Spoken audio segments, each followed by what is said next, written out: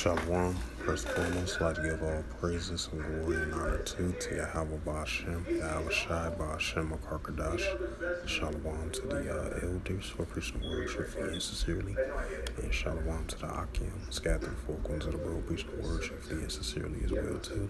And I say shalom to the Akim out there, and this is a sit-down lesson that I want to bring out. And this is from rferl.org.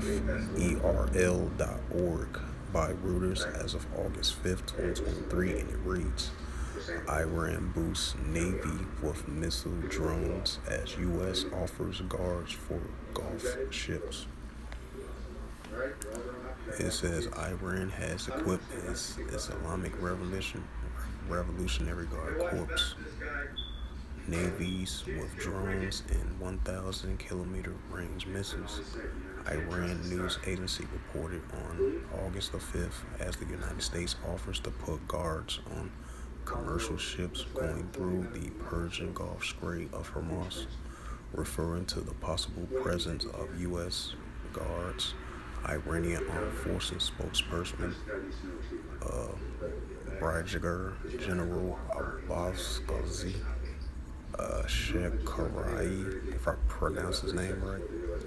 It says the regional countries were capable of ensuring Persian Gulf security themselves. What do the Persian Gulf and the Gulf of Oman and the Indian Ocean has to do with America? Shekharai were quoted as saying by the semi-officials Tasnim news agencies to read. Well, that was just a news article of that. Bring out that Matthews, the 24th chapter, verse 6 through verse 8. And as we continue to see the tensions between Iran and the United States is heating up, and also more than ever. And this is Matthew. This is from the BibleGateway.com, and it reads, Matthew 24 and verse 6. And ye shall hear of wars and rumors of wars. See that ye be not troubled, for all these things must first come to pass, but the end is not yet.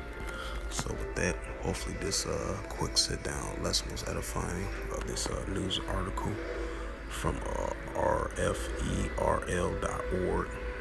by Reuters as of August the 5th, 2023, and it reads again, Iran boosts Navy with missiles, drones, as the U.S. offers guards for Gulf ships.